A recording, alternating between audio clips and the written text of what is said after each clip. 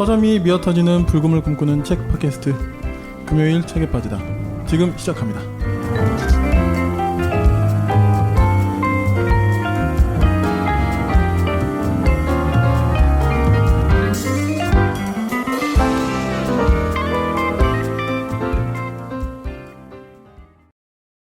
네, 안녕하세요. 불금 PD입니다. 오늘은 저희 시사 플러스 책 오늘 여덟 번째 시간이고요. 오늘도 저희와 함께 해주시는 박재민님 모셨습니다. 안녕하세요. 네, 안녕하세요. 세상 돌아가는 일 이야기하는 재민입니다. 네, 저희가 저번 회차에 네. 검찰개혁에 네. 대해서 좀 다뤘는데 그랬죠. 다른 에피소드보다 지금 반응이 괜찮더라고요. 감사합니다. 네. 이러다 이제 저희 대표 프로그램으로 이제 대표 코너로 시사 플러스 책의 코너로 금책바가 들어가요. 약간 야심을 드러내신 건가요? 네. 제가 자중하겠습니다. 네. 네. 이러다가 독립하시면 안 되는데. 혹시 제 연락처를 남겨놓을 테니까 혹시 010 네. 죄송합니다. 네. 네, 하여튼 이렇게 또 사실 너무 수고해주시고 저희랑 함께해 주셔서 감사드릴 뿐이죠. 제가 감사합니다. 또 이런 거 청취자 여러분들께서는 싫어하실 거예요. 이런 서로 막 감사합니다. 네. 여기까지 하겠습니다. 네. 하여튼 뭐 들어주신 분들이 계시니까 감사한 거고요. 그건 정말 감사하죠. 네, 그렇죠. 저희가 뭐 사실 어떻게 보면 좀 부족할 수도 있는데 그래도 너그러이 들어주신 분들이 계셔서 그 내용을 보시고 어떤 분은 그래도 잘 정리했다 이렇게 칭찬해 준 분도 계시고 또 어떤 들어주신 분들 중에 그 비슷한 내용을 가지고 제가 얘기들을 했을 때 잘 정리했다라는 분도 계셨고 또 어떤 분은 혹평도 하셨어요. 이 사람은 사법개혁 이거에 대해서 1도 모른다. 이렇게 썼냐. 그래서 제가 한 0.5 정도 압니다. 이렇게 생각하려고 하고 있습니다. 좋은 쪽으로 생각해야죠. 네. 근데 사실 이 문제는 지금 워낙 첨예하게 갈리는 부분도 없지 않아 있기 때문에 사실 좀 그런 면이 이제 크죠. 그러니까 그분이 좀 비판하셨던 내용 또 그분의 어쨌든 제가 좀 집요하게 팝니다. 그러면 이 사람 누구지? 하니까 어쨌든 이분은 조국에 대해서 반대하시는 분이셨어요. 그래서 검찰개혁 얘기하는 것 자체만으로도 이제 이 사람은 사실 조국 지지하는 거다라고 이렇게 생각하시더라고요. 그런데 저희가 그 녹음 초미에 좀 그런 걸 좀 경계하고 싶은 거를 미리 말씀드리고 검찰개혁 얘기를 했던 건데 어쨌든 지금 우리 상황이 되게 그 진영의 논리로부터 자유롭지는 못하다 이런 생각도 들었고 또 저의 내용도 완벽하진 않았겠죠. 그런 점들 감안하고 더 잘해서 독립하는 그날까지 열심히 해보겠습니다. 이때 사람 생각이 쉽게 바뀌진 않아요. 맞아요. 그래서 또 그런 자유를 다 보장하는 게 또 민주주의인데 그렇습니다. 또 한국의 민주주의는 또 상당히 상냥해요. 햇살같이. 막 청와대 담장 넘으려고 강목을 사다리 막 만들고 그런 분들도 우리가 또 어떻게 하지 않지 않습니까? 근데 이게 참 만약 그 서초동에서 이런 일이 벌어졌다고 생각하면 언론의 어떤 문매가 지금 이 정도 수준이었을까 그런 생각이 전 솔직히 들기도 해요. 그럴 수도 있겠네요. 하여튼 여러 가지 생각이 교차합니다. 저도. 이런 와중에 사실 9월 21일이었나요? 전 세계적으로 기후 변화 때문에 전 세계적인 시위가 있었고 한국에서도 그 대학로에서 대규모 시위가 있었는데 그거와 관련된 기사는 또 찾아볼 수 없더라고요. 그러니까 이런 진영 싸움은 기사가 쏟아져 내리는데 오히려 전 세계적인 이런 이슈들은 한국에서 좀 다뤄주지 않는 것 같아서 유감입니다. 그러고 보니까 저희도 한번 기후 변화 이런 것에 대해서 좀 이야기 한번 해야겠네요. 준비하겠습니다. 갑자기 그렇게 막 각 잡고 말씀하시니까 제가 약간 무슨 저기 PD님이시니까요. 제가 잘해야죠.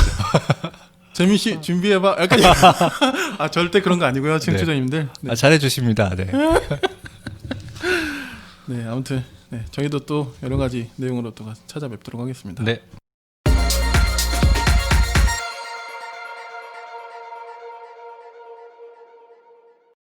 오늘 저희 주제는 저희가 저희 일종의 그 주전공과 가까운 분야를 또 좀 오늘 다룰 수밖에 없는 부끄럽지만 털고 싶은 이야기. 아 이게 참 안 다루기도 좀 그래요. 네네. 네, 그래서 오늘 저희가 한번 저번에 한번 언급은 했었는데 네, 시점상 또 지금 다뤄줘야 네. 이게 좀 맞겠다. 저희 둘이 좀 그런 생각이 일치해서 네. 오늘 좀 다뤄보려고 하는데 오늘 어떤 주제 가지고 좀 이야기해 볼까요? 네.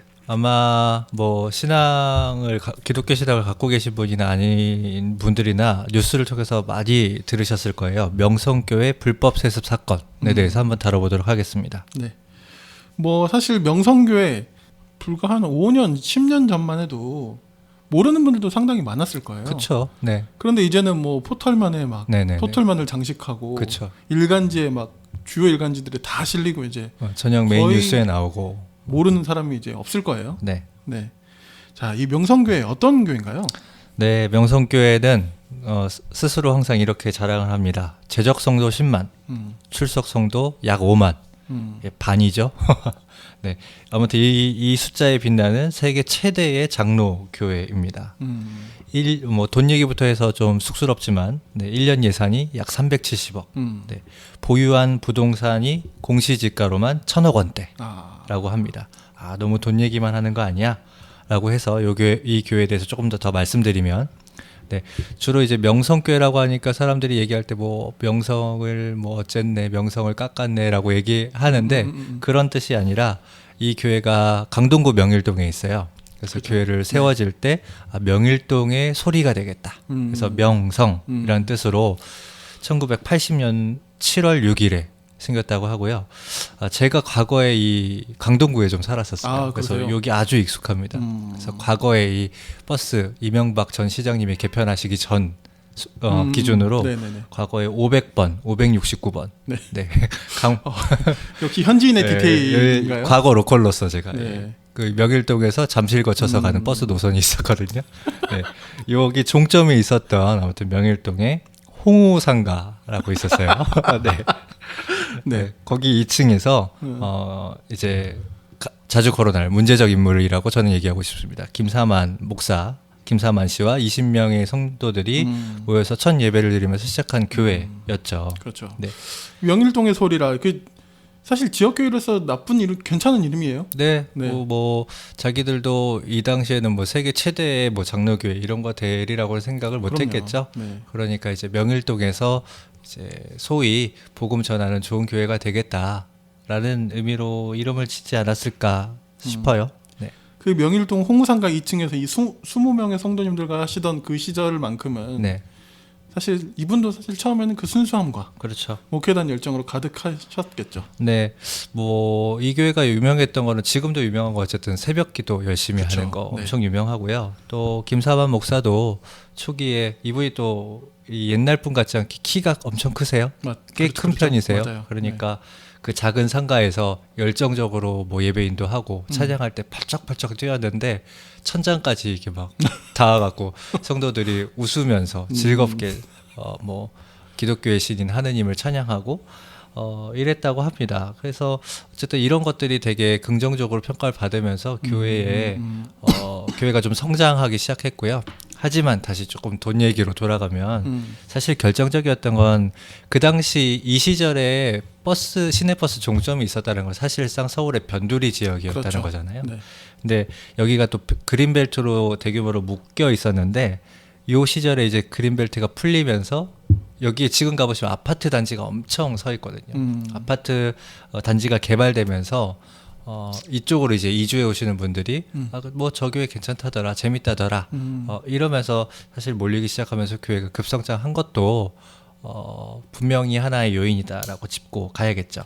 근데 사실 그 명성교회만의 어떤 이런 특이한 면은 아니고요. 네, 맞아요. 그렇죠? 네. 우리나라 특히 서울과 수도권의 어떤 그 교회 큰- 성장사. 네, 그렇죠. 예. 그런 교회 성장사라고 그렇게 우리가 좀 짚어보자면 네, 이런 식으로 그 급성장하게 된 교회가 사실 굉장히 많습니다. 맞습니다. 네. 아무튼 이 교회는 그렇게 좀 성장하면서 1980년에 개척했다고 했는데요.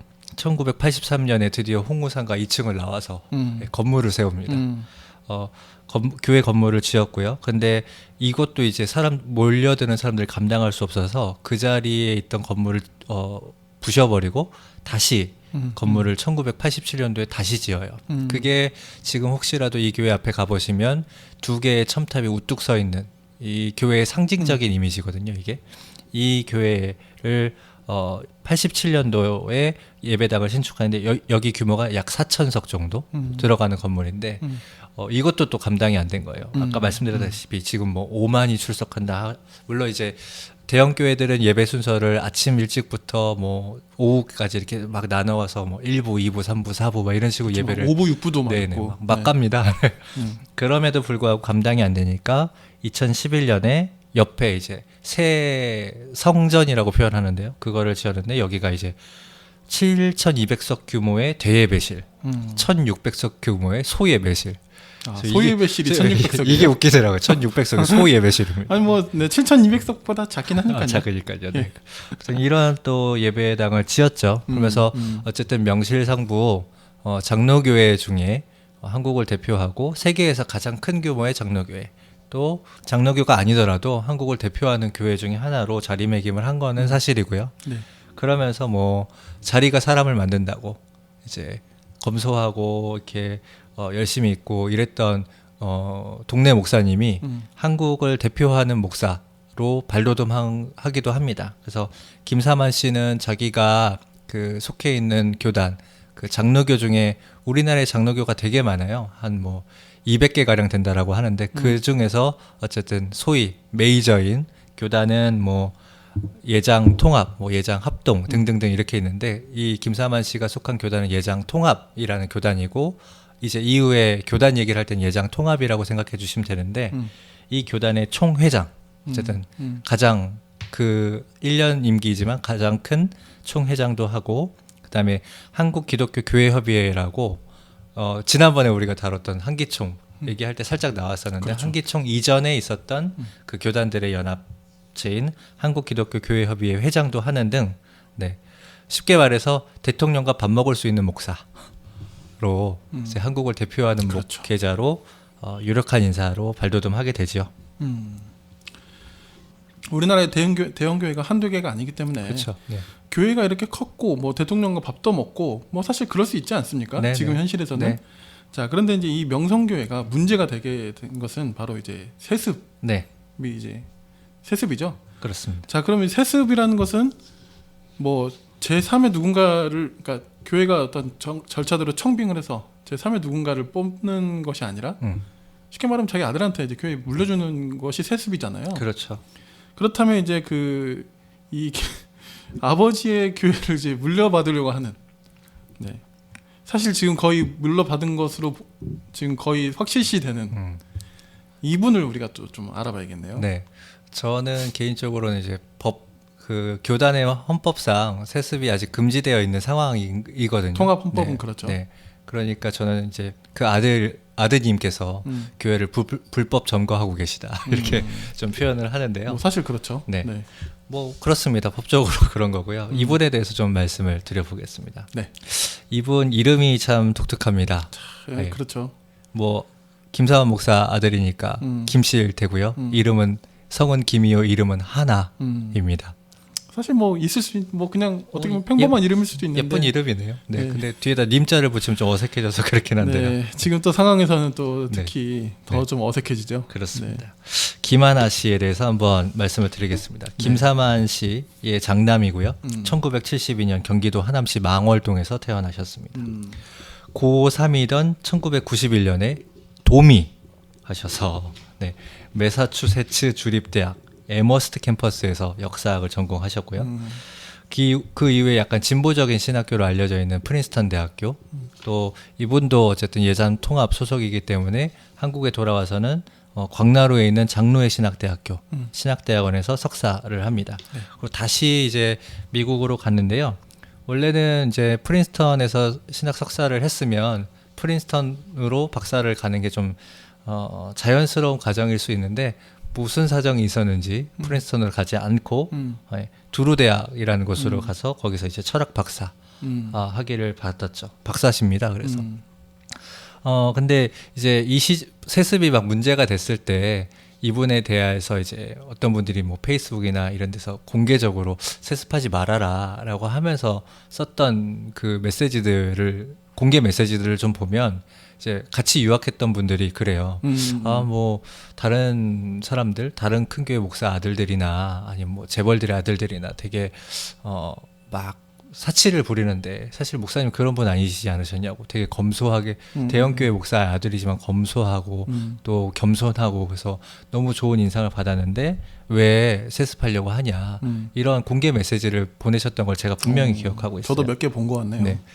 그러니까 뭐 그런 아름다운 목격담도 있고 또 실제로 이분에 대한 평은 그냥 나이스하고 깔끔하고 좋은 분이다라는 평도 있었었어요. 네. 박사학위 논문이 논문명이 이렇습니다. 소저너스 1971년부터 2005년까지 미국 진보적 복음주의자들의 평화와 정의관. 이 소저너스라는 게 미국의 굉장히 진보적인 기독교 월간지거든요. 그렇죠. 네. 그런 거를 이제 분석해서 또 박사 논문을 할 정도면 이분이 그렇게 꽉 막힌 분이 아니고 또 복음주의 운동, 또 복음적인 사회 참여 이런 거에 대해서 어느 정도 열려 있는 쉽게 말하면 말 좀 통할 수 있는 이런 사람이었을 거다라고 기대가 있기도 했죠. 네, 뭐 어쨌든 세습이 불거지기 전까지는 네. 그런 면들에서 좀 참신함이 네. 좀 보였던 게 사실인 것 같고, 네. 이런 전공으로 박사 논문을 쓴 것 자체도 굉장히 의외의 모습으로 좀 비춰지기도 했었던 걸로 저도 기억이 납니다. 네. 그래서 어쨌든 대형교회 목사의 아들인 목사라는 그런 신분적 한계랄까? 그런 거에 대해서 본인도 어느 정도 인지하고 있었고, 그거를 극복하겠다라는 의지도 몇 차례 피력을 했던 것 같아요. 하지만 어쨌든 귀국 후에는 아빠가 목회하는 명성교회에 가서 그 청년대학부 담당 목사를 맡고 또는 뭐 기획을 총괄하는 목사를 맡고 이러면서 사람들로 하여금 혹시 세습하는 거 아니냐라는 우려와 의혹을 자아내기도 했습니다. 하지만 이제 뒤에 더 자세히 말씀드리겠지만 2013년에 참 역사적인 장면이라고 생각하는데 심지어 그 명성교회에서 열렸던 교단의 총회에서 그 목사의 직계 가족에게는 목사 자리를 연이어서 물려줄 수 없다라는 소위 세습금지법이 명성교회에서 열린 총회에서 통과됩니다. 네. 그건 제가 네. 기억을 못했네요. 네. 그러면서 이제 본인들은 이건 뭐 하나님의 뜻이고 역사적 결정이기 때문에 총회의 뜻에 따르겠다라고 하면서 수긍하겠다라는 의지를 피력했기 때문에 뭐 혹시 이런 전력을 가진 이런 공부를 했고 또 이런 나름대로 깨어있는 모습을 보여주려고 했던 사람이었다면 혹시라도 세습하지 않고 좋은 충격을 줄 수 있겠다라고 기대를 하긴 했었는데요. 그 다음해인 2014년에 명성교회의 지원을 받아서 본인의 이제 출생지죠. 하남 지역. 여기가 강동구 명일동에 있는 명성교회로부터 차로 한 얼마 멀지가 않아요. 네. 네. 아주 가까운 지역에 이 하남 지역에 있던 명성교회 성도들도 이제 물려주는 형태로. 그래서 특히 이제 김하나 씨는 그 청년부를 사역할 때도 영어로 뉴송 새 노래 이거에 이 문구에 굉장히 집착을 했었어요. 그래서 자기 청년부를 뉴송 뭐 이렇게 불렀었는데.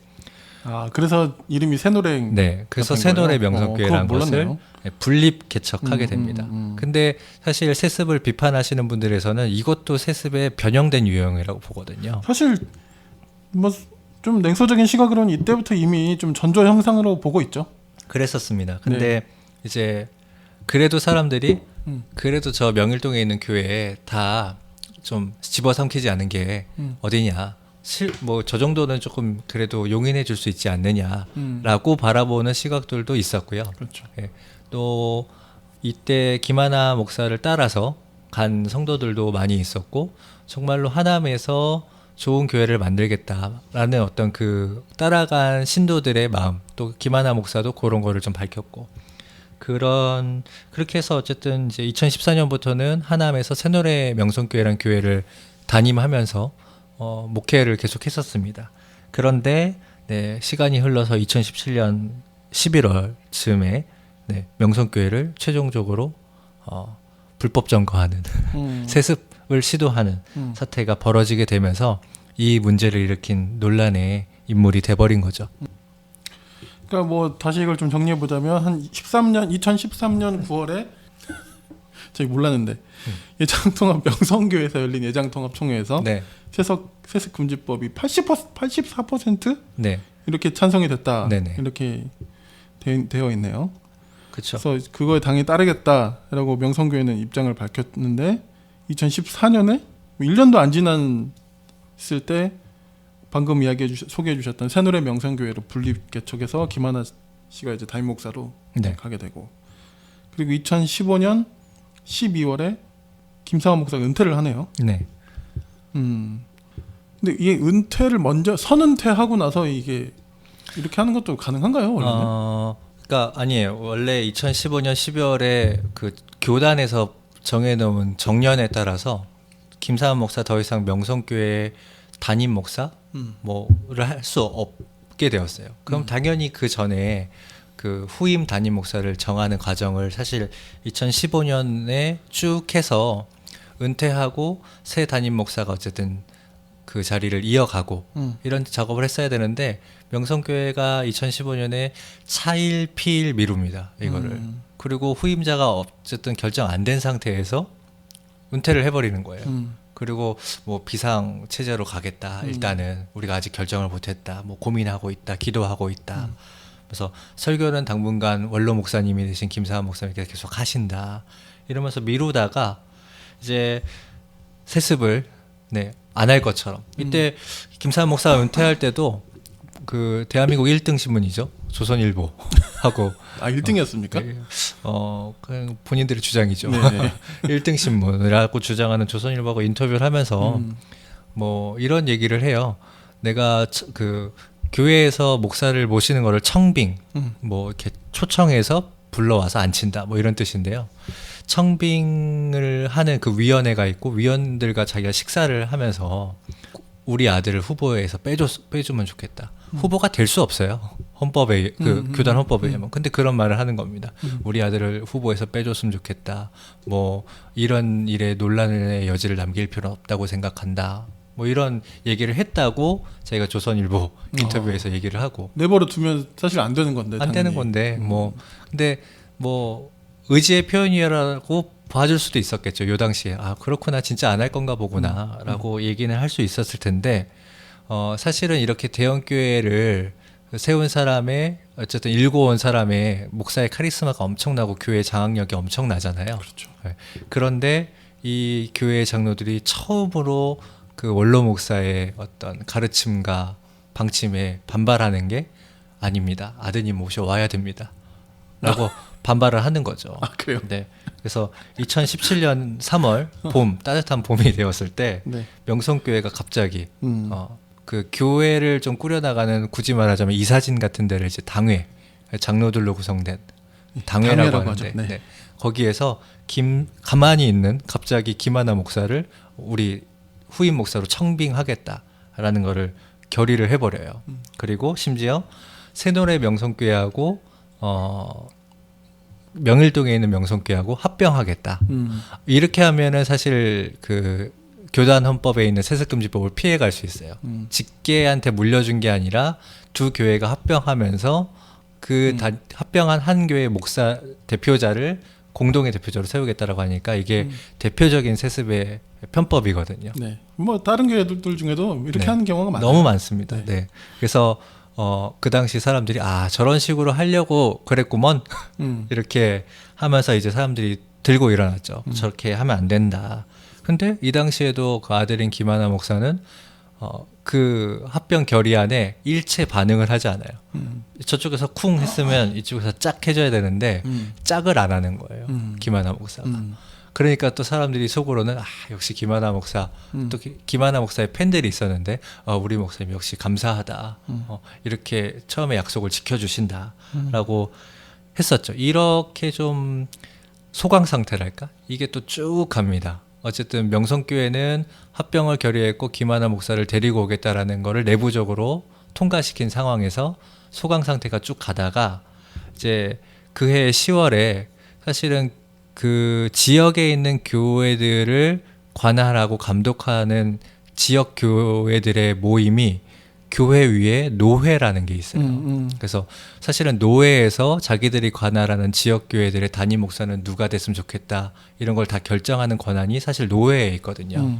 근데 노회에서 갑자기 사실 이 노회는 명성교회 영향이 엄청 큰 거죠. 명성교회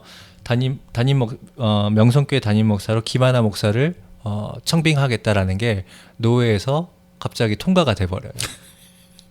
그리고 이 노예는 네. 막 아수라장이 됩니다. 엉망진창이에요. 네. 헌법이 버젓이 있는데 이걸 또 있는데. 가결을 하고 네네네. 뭐. 그리고 웃기네요. 이 노예는 막 아수라장이 됐었죠. 제가 네. 사실 그거 구경하러 갔었거든요. 네. 네. 난리가 났었습니다. 음. 그러니까 이 법이 있는데 이렇게 총회의 법이 있는데 총회에 또 소위 이렇게 딱 아래라고는 볼 수 없는데 어쨌든 영향력 아래에 있는 건 사실이거든요. 뭐 그렇죠. 예, 네. 예. 그래서 노회가 총회 헌법을 위반하고 이렇게 결의한 게 무효다라고 하면서 이 노회 그 노회에서도 반대하시는 분들, 세습에 반대하는 분들이 계셨는데 이분들이 이제 비상대책위원회를 만드셔서 이 결의가 무효다라고 뭐 교단 총회 재판국에 뭐 교회 안의 재판에 이제 좀 제소도 하시고 근데 이 와중에 갑자기 김하나 목사의 입장이 변한 겁니다. 네. 어느 날 갑자기 새노래 명성교회 그 수요 무슨 그 소모임 리더들의 모임인가 거기서 갑자기 제가 이번 주를 끝으로 사임해야겠습니다. 이렇게 발표를 해버리는 거예요. 갑자기. 네. 제가 그 음성을 다 들었는데 찹찹하고 교묘하고 뭐 갑자기 그래요. 제가 가야겠습니다. 원래는 안 가려고 했는데 가야만 하는 이유가 생겨버렸습니다. 명성교회가 우리의 그 모 엄마와 같은 교회인데 명성교회 어려움을 외면할 수 없게 돼버렸습니다. 원래 안 가려고 했습니다. 이래요. 그런데 갑자기 그 다음에는 가더라도 올해는 채우고 가려고 했습니다. 뭐 이런 그러니까 복잡한 심경을 자기가 드러낸 거죠. 그러면서 이제 새노래 명성교회 사람들의 기분이 더러웠겠죠. 네. 그러니까 제가 없어도 새노래 명성교회는 하나님이 세우신 교회이기 때문에 잘 될 줄로 믿습니다. 원래 목사가 믿습니다. 이렇게 하면은 교인들이 아멘. 원래 그래요. 그렇죠. 네, 그게 일종의 법칙인데 이때는 아멘을 아무도 안 하는 거예요. 그러니까 김하나 목사 이럴 때 목사들이 자주 하는 게 아멘 이렇게 청유형으로 다시 묻거든요. 네. 근데 김하나 목사가 아멘? 그러니까 이제 성도들이 마지못해서 아멘 그러더라고요. 네. 근데 저는 이게 웃기다고 생각해요. 그럼 새노래 명성교회는 하나님이 세우신 교회니까 잘 되고 그럼 명일동에 있는 명성교회는 하나님이 세우신 교회가 아니기 때문에 꼭 자기가 가야 된다는 건가? 그러니까요. 전 그게 좀 재수없더라고요. 그 말이. 네. 아무튼 이 사람이 11월부터 명일동에 있는 명성교회에 들어앉아 버립니다. 근데 저는 궁금증이 모르겠어요. 뭐 우리가 알 수는 없지만 네. 이 2014년부터 한 2017년까지의 그 어떤 어간 그 시간들 있잖아요. 네. 솔직히 그냥 이제 이거는 뭐 추측입니다. 네네. 이건 뭐 사실관계를 판명할 수 있는 문제도 아니고 그냥 저희들의 어떤 저의 주관적인 생각이긴 합니다만 이 기간에 과연 김하나 목사는 버티다가 정말 바뀐 걸까요? 아니면 큰 그림에 있었을까요? 뭐 그걸 말할 수는 없죠. 그렇죠. 네, 말할 수는 없는데 사실은 이제 세습을 반대하는 교계에 좀 이렇게 신만 받는 원로들이랄까? 사실은 김하나 목사에게 비공식적으로 만나서 얘기하고 이 세습하지 않아야 되고 우리가 그럴 수 있도록 좀 용기도 돕겠다라는 의사를 여러 차례 피력한 걸로 저는 알고 있어요. 근데 그때마다 김하나 목사가 아닙니다. 뭐 뵙기 좀 어렵습니다. 기도해 주십시오. 뭐 저도 기도하고 있습니다. 뭐 그런 식으로 사실 만남을 실제로 성사된 건 없는 걸로 제가 알고 있고요. 아 그래요? 이 세습 자기가 이제 아까 뭐 저 이제 명일동에 있는 명성교회로 가야겠습니다 할 때도 사실은 그때가 이제 가장 긴장이 높아졌던 시기이기 때문에 다시 좀 만나자 면담하자 이런 얘기가 많이 있었지만 그때는 제가 지금 기도원 가 있습니다. 저쪽 기도하고 있습니다. 이런 식으로 했고 그리고 그 기도원에서 자기 혼자 기도한 결과가 명일동 명성교회를 가는 것. 세습하는 것. 그리고 뭐 이런 얘기도 했어요. 아, 제가 기도원 갔다 와서 마음이 아주 평안해졌습니다. 자기 마음은 평안해졌겠죠. 하지만 이 사람이 세습함으로 인해서 한국 사회에서 한국 교회 또 작게는 이 교회가 속한 교단들 또 이 교회가 속한 노예는 말 그대로 엉망진창이 돼버렸습니다. 뭐가 평안이라는 건지 잘 모르겠어요. 네. 그러니까 이 목사님들이 기도해봐야 된다고 그러면서 기도원 들어갈 때 네. 저는 약간 좀 네, 여기까지 하겠습니다. 기도는 굉장히 숭고한 행위이고 하느님의 뜻을 구해서 그렇기는 한데. 네, 거기에 맞춰야 되는 건데 네. 모르겠어요. 제가 네. 그냥 보면 이게 하나님 뜻인가 싶은 결정들을 네. 내리실 때가 많더라. 그러니까요. 이 모든 게 다 어떤 큰 그림 속의 어떤 연기와 플랜이라고 보면 플랜이라고 보여지는 건 저만의 어떤 그런 건지 잘 모르겠네요. 우리가 너무 네. 악해서 믿음이 적어서. 제가 믿음이 좀 적긴 합니다. 네, 저의 어떤 추측에 불과합니다. 근데 실제로 그 김하나 목사가 계속 세습하지 않겠다라고 했었을 때 이 김하나 목사를 지지했던 특히나 이제 명성교회 출신의 청년들, 청년 대학부를 맡았었다고 했잖아요. 그러니까 김하나 목사를 사실 좋아하는 사람들이 굉장히 많았는데 세습하지 않겠다라고 했었을 때 그분들이 나는 목사님 믿는다. 정말 멋진 분이다. 이렇게 했었는데 최종적으로 명성교회 어쨌든 들어앉아 버렸으니까 그 사람들이 느끼는 배신감과 그 참담한 마음은 정말 이루 말할 수 없고 그분들하고 좀 이렇게 좀 그분들이 SNS에 올리시는 글이나 또 실제로 어쨌든 만날 기회가 있어서 물어보면은 신앙 자체에 대해서 굉장히 이제 기독교 신앙 자체에 대해서 굉장히 어려운 마음을 갖고 있고 굉장히 힘들어하고 계세요. 이게 목사로서 할 짓인가 싶은 마음도 듭니다. 그리고 이제 뭐 이것도 또 좀 의미 없는 이야기일 수도 있는데 저는 이분이 귀국하고 나서 명성교회 청년대학부 담당 목사를 맡은 것도 사실 저는 좀 의미심장하다고 봐요. 맞아요. 네. 그 결국 뭐랄까 그 시절쯤에 청년대학부 멤버들이면 김하나 목사가 이제 세습을 만약 하게 되면 그 세습을 할 때쯤에 교회 기둥이 될 딱 연령대 나이들이에요. 여기까지만 이야기하겠습니다. 그렇기도 하고 어쨌든 교회에서 세습한다고 했을 때 기성세대들은 그 교회를 쭉 해왔던 뭐 그 목사와 그 일가에 대해서 사실은 또 애증의 마음이 다 있기 때문에 좀 저항이 적을 수 있어요. 근데 청년들만큼은 실제로 청년의 마음으로 저항을 할 수 있는 거죠. 그렇죠. 그러니까 가장 저항을 할 수 있을 만한 그곳에 가서 자기의 좀 지지를 이렇게 심어 놓았다라고도 볼 수 있고요. 실제로 이 세습을 결의하고 그 명성교회에 취임하는 취임식을 하려고 했었을 때 제가 알기로는 명성교회 청년부에서도 그래도 조직적으로 이거 반대해야 되는 거 아니냐라는 움직임들이 제가 있었던 걸로 알고 있고 그래서 그날 오후에 갑자기 김사환 목사가 뜬금없이 청년부 모임에 나타나서 잘 해야 된다 우리 뭐 이런 발언도 실제로 한 걸로 알고 있고요.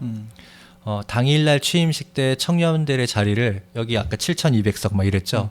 그러니까 막 4층, 5층 막 이런데 꼭대기에 실제로 막 소리를 만약에 치더라도 그 현장의 분위기에 크게 이렇게 좌우할 수 없는 곳으로 자리 배치를 했다라든가 이것들은 제가 하는 얘기가 아니라 어쨌든 그 교회에서 실망해서 나온 명성교회 출신의 청년들이 그날의 상황을 전하면서 하는 이야기거든요. 네. 그러니까 뭐 청년부를 맡아서 오랫동안 했었고 뭐 그날 당일에 청년부에 나타나서 김사만 원로 목사가 회유 아닌 회유를 하고 그날의 자리 배치도 그렇게 하는 것들이 다 이제 청년들의 반발을 최대한 무마시키기 위한 작업이었을 수도 있다라고 충분히 생각해 볼 수 있는 거죠. 그러니까 저는 이게 굉장히 악질적인 포인트라고 보는 게 정말 그 사람 마음을 가지고 놓은 거거든요. 맞아요. 네. 이게 좀 뭐랄까 좀 너무 비판적인 분들 중에는 명성교회 성도들과 특히 이런 상황에서의 청년들을 뭐라 하시는 분들도 분명히 있어요. 있죠. 근데 저는 꼭 그렇게만도 볼 수 없는 게 물론 아닌 사람들도 있겠지만 사실 대부분의 그냥 순수한 그냥 일반적인 성도들의 청년들의 마음은 자기가 좋아하는 목사님이었을 뿐이에요. 네, 그런 분을 그냥 뭐 인간적으로 뭐 신앙 이런 것도 분명히 있지만 저버릴 수 없는 그 마음, 그 어려운 마음을 이용한 거라고 볼 수밖에 볼 수 없기 때문에 저는 이 부분이 상당히 굉장히 악질적이고 또 굉장히 좀 화가 나는 부분이네요. 맞습니다. 네, 계속 이야기하시죠. 이제 사적이 너무 길어지네. 그래서 어쨌든 명성교회는 지금 제가 표현하기로는 불법 점거로 지금 김하나 목사가 명성교회에 들어와 있는 거고요. 또 그 세습을 지지하는 교인들도 분명히 있는 건 사실이고요. 그래서 아까 그 노회라는 곳에서 세습을 반대하시는 분들이 이 결의가 잘못됐다, 이 결정이 잘못됐다라고 교단 재판국에 총회 재판국에 재판을 걸었다고 제가 말씀드렸잖아요. 네. 그게 사실은 뭐랄까 이게 너무 법에 명확하게 찍혀 있어요. 그 예장통합교단의 헌법을 보면 은퇴하는 담임 목사의 직계들은 담임 목사가 될 수 없다. 그러니까 이건 재판거리가 아닌 거죠, 사실은. 근데 재판이 차일피일 미루더니 2018년 작년이죠.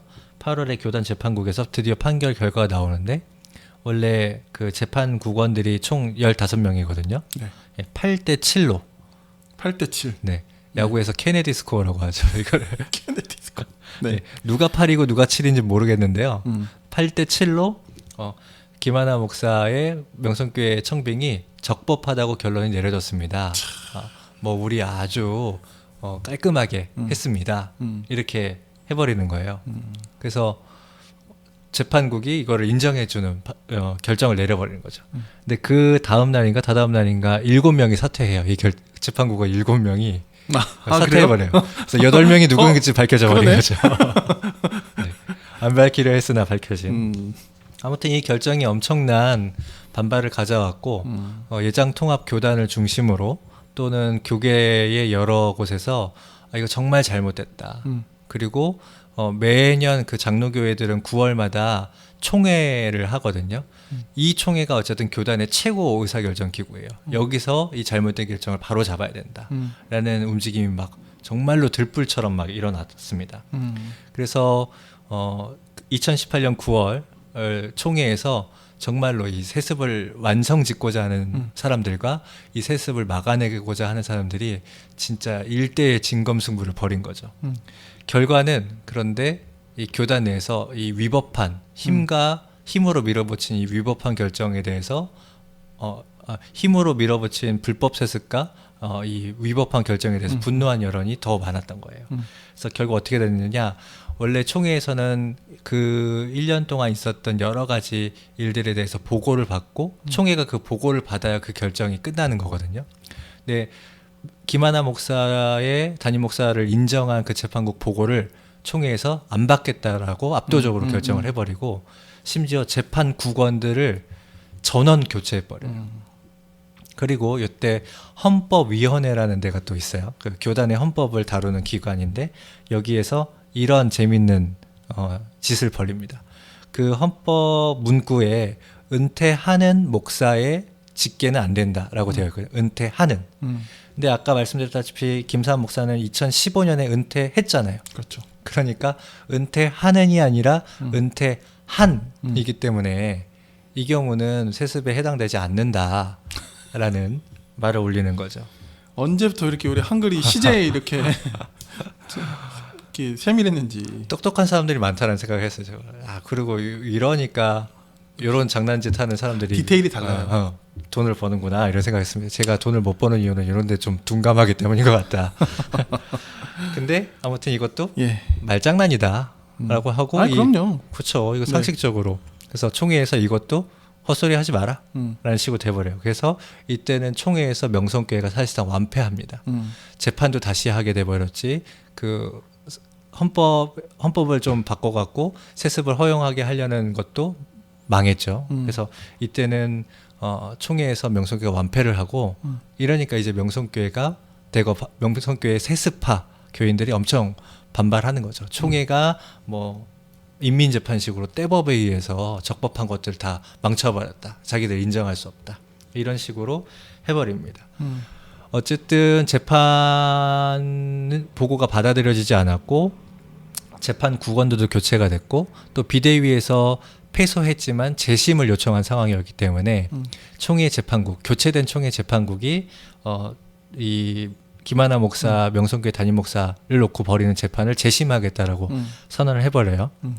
그런데 이것도 또 차일피일 미뤄집니다. 그래서 사람들이 봤을 때는 총회에서 그렇게 뒤집었지만 또 다시 이렇게 작은 모임으로 갔을 때는 명성교회 영향력이 엄청나고 이 또 재심에서도 잘못 판결이 나오는 거 아닌가 굉장히 불안해했어요. 그런데 2019년 올해 8월에 이제 총회 재판국이 재심 판결을 내리는데 재심에서 김하나 목사가 명성교회 담임 목사로 가게 된 청빙 결의는 무효다. 헌법의 위배이기 때문에 명백한 위법이다라고 해버린 거죠. 그래서 많은 사람들 또 이 세습 반대를 해온 사람들 특히나 그 신학생들 미래의 목사가 될 그 꿈을 갖고 공부하고 있는 신학생들이 굉장히 다행이다 안도하고 했습니다. 그런데 이제 올해 또 총회가 있었잖아요. 이 총회에서 또 이 분위기가 달라진 거예요. 소위 여기서 이제 사건이 벌어지죠. 사건이 벌어집니다. 네. 금요일 밤에는 모두 책에 빠져봐. 풍부한 지식은 오늘 우리의 사냥감. 더 나은 세상이 다가오기를 바라는 그대가 이 시대의 진정한 철학자. 그 총회 재판국의 보고는 재심으로 무효가 됐다라는 거는 수용 이렇게 하게 된 거예요. 근데 이 총회가 진행되기 전날인가 김사원 목사가 자기 명의로 사과문을 발표합니다. 그래서 뭐 본의 아니게 뭐 대략 이런 내용 본의 아니게 저희 교회 문제로 좀 혼란과 시끄러움을 끼쳐들어서 죄송합니다. 이제 저희 교회를 잘 품어주십시오. 뭐 이렇게 사과문을 발표하니까 이 총회에 참석하는 사람들이 사과문 발표했다며 실제로 그 얘기들을 하더라고요. 그리고 이 명성교회 문제를 해결하기 위해서 이 교회에서 이런 거 참 많이 해요. 수습 전권위원회. 수습할 수 있는 모든 권한을 갖고 있는 사람들을 세워버렸는데요. 이게 제가 생각할 때 너무 웃긴 거예요. 말이 안 되죠. 무슨 수습 전권위원입니까? 근데 이 아저씨들이 자기가 수습 전권위원 되는 거에 대해서 굉장히 뭔가 어떤 권한을 가지고 내가 사명감을 갖고 하겠어. 이래서 좀 이상한 결정들 많이 내리는데 어떻게 결정 내렸냐면 명성교회만 은퇴 후에 5년이 지나면 그냥 김하나 목사가 하게 해주자. 대신 명성교회는 이 재판 결과를 수용하고 사과하고 뭐 이런 식으로 결론을 내려버려요. 네. 그리고 은퇴한 시점도 2015년 12월에 은퇴했으니까 이때로 소급해서 5년 적용을 해서 15년? 그럼 15년이 아닌데. 2015년 12월에 김사원 목사가 은퇴했잖아요. 네네네. 그리고 나서 5년 뒤에. 그러니까 결정은 이때 내려지는 건데 은퇴 시점을 오케이. 소급해서 5년이 지난 2021년 1월이 되면 김하나 목사가 그냥 아무 새로운 절차 없이 다시 담임 목사가 되게 해주겠다. 이번 재판국 결과만 수용하고 니네가 좀 잘못했다라고 해라. 이렇게 돼버린 거예요. 그럼 재판은 왜 하는 거죠? 명성교회 세습허용 특별법을 만들어버린 거죠. 사실상. 그리고 이 자리에 김사만 목사가 깜짝 등장합니다. 그날 오전에 총회에 김사만 온대. 그리고 진짜 김사만이 등장한 거예요.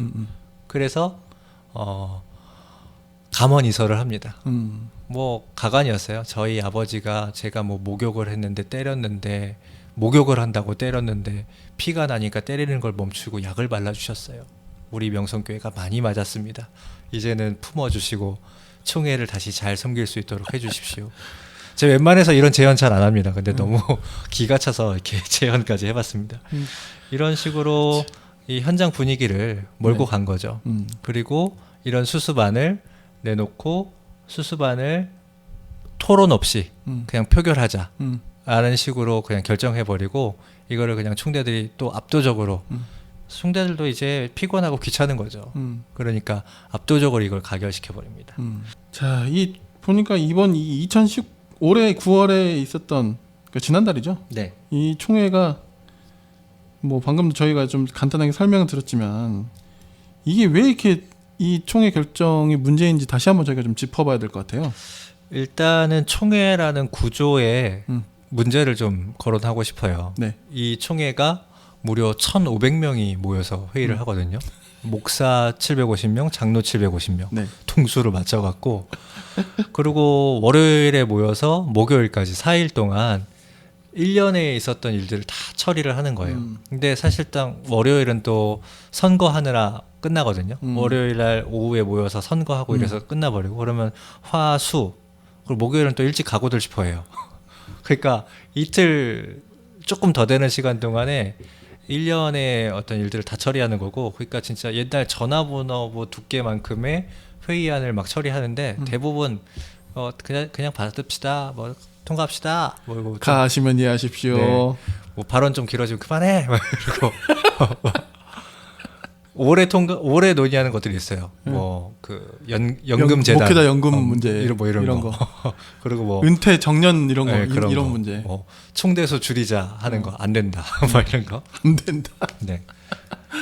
여기 한번 와봐야지. 와봐야 되는데. 그쵸. 네. 그러니까 이런 구조적인 문제가 있고 그러니까 저희도 너무 잘하는 문제인데 네. 이게 뭐 사실 회의에서 회무 처리한다는 게 이게 사실 굉장히 좀 지루한 일인 건 맞아요. 맞아요. 네. 그렇긴 하죠. 그러니까 사실 더 문제인 거죠. 1,400명이 거기에 모여가지고 네. 1,500명이. 네. 1,500명이 뭐 회의입니까 이게? 회의다운 회의가 아닌 거고요. 그러니까요. 그러니까 사실은 현장에서 누가 말 잘하나 이런 분위기에 휩쓸리는 분위기가 제가 봤을 때는 압도적으로 있어요. 그러니까요. 네. 누가 그러니까 한마디로 총대 메고 목소리 좀 높여버리면 그렇죠. 좌지우지할 수 네. 있는 어떤 그런 게 되는 거죠. 근데 이번에는 사건 당사자인 김사만 씨가 나타나서 등장을 해. 네. 사실 이 사람 가해자예요. 헌법을 위반한 사람이고 교회와 총회와 노회를 어지럽힌 당사자인데 이 사람에게 해명할 기회를 주고 그러는데 이 사람이 가해자임에도 불구하고 피해자 코스프레를 하면서 우리가 잘 섬기겠다 도와달라라고 하니까 분위기가 확 휩쓸린 거가 분명히 있습니다. 근데 저는 이거 휩쓸리는 것도 참 이해가 안 되는 게 네. 사실 저희 사석에서 그런 얘기 했잖아요. 그렇죠. 이 아저씨들 목사들이 예? 자기들이 그렇게 딱 자기들이 있는 딱 총대로 와 있는 자리에 김사환 목사가 와서 액션을 취하는 것만으로도 자기들이 뭔가 대우를 받은 느낌을 그렇죠. 네네네. 받은 거예요. 맞아요. 네, 그래서 이게 마음이 풀어진 거거든요. 근데 당장 이 세습이 허용되고 나서 다음 날인가 김사환 목사가 자기 교회 가서 명성교회 잘 안 되는 거 좋아하는 놈들이 있다. 나쁜 놈들이고 강도들이다. 이렇게 말을 했다는 거예요? 이렇게 설교 개신교 때? 매체에서 설교인가 모임인가에서 발언했다라는 게 보도가 됐고요. 네. 저는 강도다라는 발언이 굉장히 의미심장하다. 자기가 뭔데? 교회가 자기 건가? 그러니까 철저히 그 의식이 드러나 버린 거죠. 드러나 버린 거죠. 네. 그리고 또 하나는 이 문제를 수습하겠다는 수습정권위원회에 이상한 행보에 대해서 문제를 제기하고 싶어요. 보여주는 화해에 굉장히 집착한 거예요. 이게 이번에는 반드시 해결을 해야 된다. 수습정권위원장이 이런 얘기를 했어요. 우리끼리 이 명성교회 문제로 싸우는 동안 흑암의 영이 몰려오는 환상을 제가 봤습니다. 그렇게 말을 했대요? 네. 그러면서 우리 이번에는 해결해야 되고 화해해야 합니다. 근데 이 결정이 정말 화해가 됐나요? 네. 그러니까 보여주는 화해에 집착한 결과이고 더 엄밀히 말하면 대형교회는 좀 살려주자라는 꼼수를 부려서 수습하는 권한을 줬더니 엉망진창을 만들어 버린 거죠. 애초에 그리고 수습 전권이라는 걸 구성한 것 자체가 말이 안 되죠. 그렇죠. 네. 뭘 수습해? 그냥 그러니까요. 법대로 하면 되는 겁니다. 이거 이 총회장이 이렇게 하자 해서 지금 한 거잖아요. 네. 벌써 거기부터 사실 네. 검은 손이 뻗쳐 네. 있는 거죠. 이 총회장 이름이 김태용 씨거든요. 김태용 총회장 그리고 수습정권위원회 위원장은 이 사람도 전에 총회장했던 최영남 씨라는 분인데 이 두 사람의 이 행보가 저는 이 교회사에 길이 남을 거다라고 분명히 생각을 합니다. 어쨌든 뭐 총회에서 이렇게 결정했으니 이제 그럼 명성교회 세습은 허용되고 끝나는 건가라고 하시는 분들이 계신데요. 제가 그건 아니다라고 분명하게 말씀드리고 싶어요. 총회 헌법이 있고요. 그 헌법을 어떻게 시행할 건가에 대한 헌법 시행 규정이라는 게 있는데요. 거기 3조가 그 법규를 어떻게 적용할 건가, 적용 순서에 대한 건데 거기 2항에 보면 이렇게 나와 있습니다. 제가 좀 뭐 법문이니까 고루하지만 일단 그냥 읽어드릴게요. 네네. 적용 순서는 총회 헌법, 헌법 시행 규정, 총회 규칙, 총회 결의, 노회 규칙 뭐 등의 순이며 상위 법규에 위배되면 무효이므로 개정하여야 하며 동급 법규 중에서는 신법 우선 원칙으로 적용한다. 이렇게 되어 있어요. 이걸 좀 풀어드리면, 그러니까 이 예장 통합이라는 교단 내에서 가장 가장 상위의 법규는 총회 헌법이라는 겁니다. 그리고 그 다음에 총회 시행 규정, 그 다음에 총회 규칙, 그 다음에 총회 결의라는 거예요. 이번에 총회가 결의한 거예요. 그러니까 총회 결의가 있음에도 불구하고 그 위에는 총회 헌법이 살아 있다는 거죠. 그렇죠. 뭐 총회- 당연한 이야기죠. 뭐 너무 상식적이잖아요. 뭐 총회 헌법에는 분명히 아직도 분명하게 은퇴한 담임 목사의 직계는 그 교회에 연이어서 담임 목사가 될 수 없다라고 되어 있는 거예요. 이번에 총회에서 결의할 때 우리 이거는 초법적으로 결정하는 겁니다. 누구도 교회법, 사회법으로 이걸 문제 제기할 수 없습니다라는 단서 조항까지 달아놨거든요. 하지만 그것도 총회 헌법보다 3단계 밑에 있는 총회 결의이기 때문에 헌법을 뛰어넘을 수는 없는 거예요. 마음대로 하네요. 그냥. 네. 누구든지 이의를 제기할 수 없대요. 니들이 뭔데? 제가 문제를 제기하겠습니다. 네. 그래서 어쨌든 이거는 법률상으로 봐서도 무효이고요. 네. 이거를 바탕으로 좀 이번 결의가 무효이므로 여기 무효이므로 개정해야 된다라고 되어 있으니까 이거는 무효이므로 인정하지 않으시면 되는 겁니다. 그리고 또 이렇게 생각하실 수도 있어요. 그러면 2018년에는 총회에서 결의해갖고 다 무효해버렸잖아. 2019년에는 총회가 결의해갖고 세습 어쨌든 인정해 준 거잖아. 뭐가 문제야라고 할 수 있지만 2018년에 총회 결의는 상위 법규인 총회 헌법을 지키는 결의이기 때문에 이게 유효할 수 있는 거죠. 헌법대로 한 것이니까. 하지만 2019년의 결의는 총회 헌법에 위반하는 위법적인 반헌법적인 결의이기 때문에 상위 법규인 헌법에 의해서 무효가 되는 겁니다. 그러니까 이런 좀 법규적인 것들 철저하게 지키는 움직임들, 투쟁을 통해서 이거 세습을 무효화할 수 있고요. 또 하나는 뭐 1년 4개월 정도, 1년 3개월 정도의 시간이 아직 남아 있어요. 그리고 김하나 목사가 최종적으로 뭐 법률적으로 문제 없어요라고 주장하는 시기에 2021년 1월이 되기 전에 한 번의 총회가 더 남아 있고요. 그렇죠. 네. 저는 다시 총회에서 바로잡으면 된다고 생각합니다. 저도 그 생각이 딱 드네요. 네. 그래서 이 1년 3개월의 시간을 벌어준 것을 이 세습파들이 1년 3개월의 시간을 공백기로 남겨놓은 것을 후회하게끔 되돌려줄 필요가 있다. 저는 세습을 반대하는 입장이니까요. 네, 그런 생각이 들고 여전히 세습은 잘못된 거고 반사회적인 거고 반신앙적인 거고 반법률적인 것이기 때문에 포기하지 마시고 계속해서 이걸 다시 바로잡기 위한 활동들을 하면 되는 겁니다. 니들이 뭔데 교회법으로 사회법으로 이건 더 이상 재론하지 말라 그래. 이런 마음을 가지고 계속 이의 제기하고 반대하시면 될 것 같습니다. 저는 사실 수많은 그 교단들이 있잖아요. 또 네. 특히 대형 교단들이 있는데 그 중에 통합을 저는 그렇게 나쁘게 평가하지 않았어요. 지금까지는 네. 나름대로 합리적인 길도 좀 걸어왔다고 생각을 하고 있고, 뭐 지금 여성 목사 안수도 안 해주는 뭐 사이비 같은 교단들도 많거든요. 뭐 정통성이 있다는 합동교단도 네. 여성 안수는 하고 있지 않죠 지금. 네, 제가 합동을 사이비라고 말씀드린 건 아닙니다만, 네, 네, 그런 그렇습니다. 행위는 네. 이제 사이비와 같다라는 것이 제 생각일 뿐입니다. 네. 아무튼 그런데 이번 특히 이 통합총회는 정말 전 최악에 같다고 생각이 들어요. 네. 이제 오늘 저희가 이제 주제로 다룬 명성교회 문제는 사실 이것도 좀 굉장히 나쁜 일이었고, 근데 사실 이제 이건 뭐 추가해서 제가 말씀을 드리는 건데, 사실 이것보다 전 더 악랄하고 비열한 결정이 하나 또 있었다고 생각하는데, 네. 그 이제 동성애들, 제가 이걸 뭐라고 정리해야 되죠?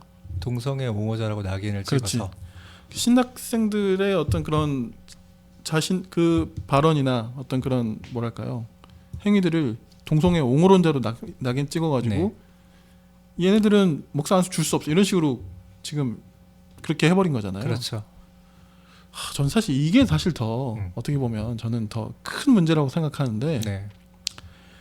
아무튼 이번 총회는 정말 여러 가지 면으로 좀 최악인, 맞습니다. 좀 통합 교단의 정말 실망스러운 그런 모습을 정말 적나라하게 보여준 것 같고, 저희가 좀 시간이 나중에도 기회가 된다면 이 문제도 좀 사실 동성애 문제가 지금 우리 사회에서도 되게 지금 첨예하게 돼버렸기 때문에. 그렇죠. 네. 네. 그러니까 이것도 어쨌든 뭐랄까요, 뉴스가 될 만한 거리인 거예요. 명성교회 세습건이. 뭐 뭐 개가 사람을 물면 뉴스가 안 되지만 사람이 개를 물면 뉴스가 된다 이런 것처럼 이건 뉴스거리인 거예요. 그러니까 우리가 사실 저희도 이걸 다루고 있는 거고 서두에 저희가 뭐 일간지나 공중파나 뭐 케이블의 그 종편이나 이런 데서도 이걸 다루고 있다. 그러니까 관심이 있으실 것 같아서 이 주제를 다루기로 했지만 지금 피디님 말씀해 주신 것처럼 그 디테일에는 뉴스가 뉴스로 처리해 주지 않는 더 심각한 문제들, 개인의 사상과 어떤 양심의 문제를 가지고 심각한 제도적인 불이익을 주는 문제들이 분명히 있었다는 것도 저희가 너무나 가슴 아프게 받아들이고 한국 개신교의 수준이 지금 굉장히 타락해 있다라고 말씀을 드릴 수밖에 없고요. 그렇기 때문에 저희가 이 금책바 시사플러스 책에서도 종종 이 종교 이슈, 특히나 개신교 이슈를 다룰 수밖에 없다라는 말씀을 가슴 아프게 드릴 수밖에 없네요. 예, 또 이 동성애 관련된 거는 또 굳이 또 종교의 어떤 이슈만으로도 국한지을 수 없기도 하고요. 네. 네. 어쨌든 저희가 나중에 좀 다루게 되면 이 통합 총회에서의 어떤 이야기들, 사실 통합만 이러는 게 아니에요. 또 다른 교단들도 지금 이런 식으로 다 낙인 찍고 지금 이런 거 이러고 있거든요. 네. 한번 또 다뤄봐야겠네요. 네, 준비하겠습니다. 너무 이렇게 네 이렇게 하시면 제가 당황스럽네요. 네.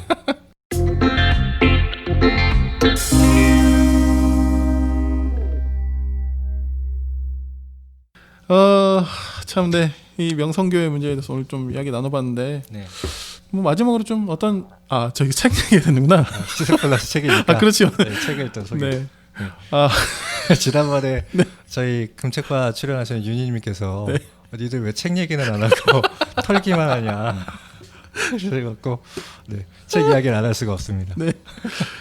오늘 네 사실 책도 같이 소개해드리고요. 네. 드리려고 하는데 어떤 책인가요? 네, 사실은 뭐 이런 교회 문제를 좀 다룬 책들 찾기가 쉽지는 않은데요. 딱 요 주제에 맞는 책이 있긴 합니다. 그 홍성사에서 나온 책이고요. 교회 세습 하지 맙시다. 아주 노골적인 굉장히 직관적인 네. 제목입니다. 네, 그 교계 단체들 중에 교회 세습을 꾸준히 반대하고 있는 단체들이 모여서 만든 연대 모임이 있어요. 네. 교회 세습 반대 운동 연대, 줄여서 세반연이라고 하는 단체에서 기획한 책이고. 이 책을 사실은 그동안 세습 반대 운동이 2001년부터 사실은 교회 세습의 기원을 올라가면 1997년도에 역삼동에 있는 충현교회가 세습을 좀 한 사례가 있고 네. 이게 본격적으로 문제제기가 된 것은 2001년에 강남 압구정에 있는 강림교회가 세습을 하는데 요 때부터 교계의 시민단체들이 세습 반대 운동을 펼치기 시작했거든요. 네. 곧 그런 역사적 자료들을 쭉 모아서 만든 책이고 교회 역사학자인 배덕만 교수가 책임 집필을 한 책인데요. 교회 홍성사에서 나온 교회 세습하지 맙시다 라는 책이고 이 책을 쭉 보시면 세습이 왜 잘못되어 있는지 세습은 사람들이 도대체 왜 하는지 세습을 또 왜 이렇게 반대하는지 그러면 세습을 반대하는 뭐 신앙적이거나 신학적인 이유는 무엇인지 그리고 세습은 얼마나 지금 진행이 되어 있는지에 대해서 사실은 약간 자료집처럼 준비가 좀 되어 있어서 이 책을 막 아주 디테일하게 소개해드리기보다는 이런 교회 세습 한국 개신교의 지금 현상인 교회 세습 문제를 디테일한 자료로 다루는 성격의 책 교회 세습하지 맙시다라는 책이 있다. 그리고 세습 문제에 대해서 조금 더 관심을 갖고 네. 살펴보고자 하시는 분들은 일단은 이 책을 읽으시면 좋겠다라는 차원에서 교회 세습하지 맙시다라는 책을 이런 책이 있다라는 거 한번 읽어보시면 좋겠다라는 거 소개해드리고 싶습니다. 네. 그리고 저자이신 배덕만 교수님을 제가 개인적으로도 좀 잘 아는 편인데요. 네. 또 굉장히 그 실력 있는 학자시라서 그렇죠. 네. 네. 그 굉장히 집필에 신경을 쓰셨고 네. 네. 굉장히 좋은 퀄리티로 글이 잘 나왔다고 저도 알고 있고요. 네. 네. 그래서 뭐 일반적인 어떤 기독교 책의 느낌이 아닐 수 있지만 그래도 짜임새 있게 굉장히 잘 정리가 돼 있다라는 걸 좀 소개해드리고 싶었고 네. 재밌는 거는 배 교수님도 드루에서 공부하셨어요. 아, 약간 시기가 비슷하실 것 같은데. 아 그런가? 네, 하여튼 네 이건 제가 나중에 여쭤볼게요. 알겠습니다. 네, 아마 비슷한 것 같아요. 연배가 좀 거의 비슷하시거든요. 배 교수님 좀 더 위신 것 같긴 한데. 알겠습니다. 네. 하여튼 오늘은 뭐 책을 제가 길게 이야기하기보다는 네. 이 문제에서 좀 관심이 있다라고 생각하시는 분들은 그런 분들이 좀 참고할 만한 책이 바로 이 책 교회 세습 하지 맙시다. 네, 이 책이라는 것을 오늘 좀 같이 소개해드렸습니다. 사실 저희 재민님이 이렇게 이걸 이렇게 디테일하게 아시는 거는 또 이 운동에 좀 계속 뭐 직간접적으로 계속 관여하시기 때문이기도 하고요. 그래서 뭐 오늘 이 이야기 나눴는데 마지막으로 좀 하시고 싶은 이야기 좀 있으시다면 해주시면 어떨까요? 아니, 그냥 마지막으로 네. 개인적으로. 네. 교회 우리 사회에서 종교의 역할 또 교회의 역할이 뭘까에 대해서 저도 개신교 신앙을 하고 있는 사람으로서 고민을 해요. 근데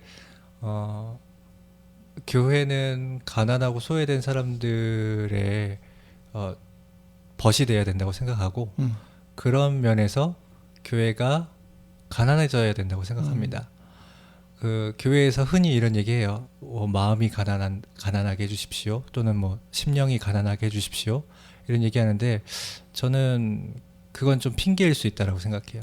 정말로 마음이 가난하고 심령이 가난하다면 예수의 몸이라고 교회를 표현하는데 예수의 몸인 교회도 물리적으로 실제적으로 가난해져야 된다라고 생각을 해요. 명성교회 같이 수만 명이 출석하는 교회가 탄생한 것 자체가 심하게 말씀드리면 저는 악의 탄생이라고 생각합니다. 수만 명, 수천 명, 수만 명이 몰려들 수 있어요. 근데 저는 그런 교회는 세상에서 좀 무시받고 멸시받지만 가난한 사람들이 교회에 와서는 마음의 평안을 누리고 또 실제로 교회의 지도자로 우뚝 설 수 있기 때문에 수천 명, 수만 명이 교회로 모여드는 그런 모습의 교회를 저는 기대하고 있고 아직 이 기대를 완전히 다 내려놓진 않았습니다. 그리고 이런 모습이 하나님, 기독교의 신인 하나님한테는 좀 좋은 교회일 것 같고 이 동시대를 사는 시민들에게도 그런 교회가 좋은 교회라고 생각해요. 그래서 그런 교회의 모습을 좀 생각해 보면 볼수록 수만 명이 모여서 우리는 뭐 돈이 얼마 있어요. 우리는 이런 힘으로 큰 일을 하고 있어요. 그러니까 이 교회를 안정적으로 하기 위해서는 창립자의 아들이 또는 창립자의 딸이 사위가 뭐 며느리가 아내가 어쨌든 가족이 이걸 이어받아서 계속해야 해요 라고 주장하는 교회 세습은 정말로 악마적 행위다 라고 말씀드리고 싶고 세습을 하는 또는 세습을 지지하는 사람들을 위해서 그 사람들이 이 악마적 행위로부터 해방될 수 있도록 돕는 차원에서 세습 반대를 계속하고 또 종교적으로는 기도도 좀 하고 이래야 되지 않을까 생각하고요. 네. 한마디만 더 해봐라 한다면 이 책의 제목을 말하고 싶습니다. 교회 세습 하지 맙시다 좀 이렇게 얘기하고 싶네요. 네. 또 이제 혹자들은 당사자도 뭐 그런 논리가 많잖아요. 사실 이거는 이 세습 문제뿐만이 아니고 어떤 노동 현장, 어떤 투쟁 현장이나 이런 데서도 주로 나오는 이야기가 이들은 당사자들도 아니면서 그 지지하러 가거나 이제 연대 운동을 펼치는 분들에게 하는 가장 그 큰 공격거리가 너희들은 당사자가 아닌데 뭐야 제3자가. 또 어떻게 보면 명성교회에서 이 세습을 지지하시는 분들, 특히 김사만, 김하나 당사자들은 제3자들은 나서지 마라라고 이야기하고 싶을 거예요. 강도라고. 아, 그치, 강도. 제3자 정도가 아니고 네. 강도. 네. 근데 이건 참 뭐랄까요? 현실적으로 보면 사실 누가 봐도 객관적으로 이게 이 운동이 성공할 확률은 그렇게 높아 보이지 않아요. 그럼에도 불구하고 이 길을 계속 가고 이 운동에 계속 꾸준히 함께하고 하는 전 또 제 동료들이기도 하고 그래서 참 이분들 뭐 어떻게 격려하고 이런 것도 제가 뭐 개인적으로 뭐 할 수 있는 것도 아니고, 네. 그럼에도 불구하고 계속 이 목소리를 계속 내고 있고, 이 운동을 계속 하고 있는 분들은 그분들을 좀 이렇게 격려하고 싶고, 네, 그런 생각이 좀 들었고요. 네, 이 하시는 운동들이 지금 결코 헛되지 않다. 좀 이렇게 또 재민님 계실 때 같이 좀 이야기하고 싶어가지고, 네. 네, 좀 언급을 해봤습니다. 뭐 그렇게 너희네 뭐야 외부 세력이야 강도야라고 하는 분들에게 또 이렇게 얘기해주고 싶어요. 교회는 당신들만의 것이 아니야. 교회는 우리 모두의 것이야. 라고 실제로 교회론이 그렇습니다. 교회는 하나의 교회, 거룩한 교회이기 때문에 그 교회가 자매 형제된 교회가 잘못하고 있다면 자매 형제된 마음으로 저희가 반대하고 잘못했다고 그거 하지 말자고 얘기할 수 있는 겁니다. 네, 오늘 아무튼 저희 시사 플러스 책 명성교회 세습 문제에 대해서 좀 같이 이야기 나눠봤고요. 제가 마지막으로 한 군데만 좀 인용해서 읽어드리고 싶은데요. 기대가 되네요. 예, 2001년 지금 한 18년 전이네요. 4월 19일 유럽 선교사 대회에서 김사만 목사가 했던 설교래요. 그게 이제 책으로 나왔던 모양이죠. 설교집으로. 그 중에 한 군데를 제가 읽어드리고. 이 책을 소개할 걸 그랬나? 그러게요. 네. 이 소개해주시죠. 구절을 제가 한번 읽어드리겠습니다. 실제로 김사만 목사가 본인이 했던 설교라는 거를 기억하시고 들어주십시오. 첫 문장도 너무 웃기네. 읽어드릴게요. 한국 교회의 문제 중 하나는 세습입니다. 죄송합니다. 다시 읽을게요. 한국 교회의 문제 중 하나는 세습입니다. 물론 세습이 성서적으로 잘못된 것은 아닙니다. 그러나 한국에서 벌어지는 세습에는 문제가 있습니다. 100명, 200명 정도의 교회에서는 세습을 해도 큰 문제가 되지 않습니다.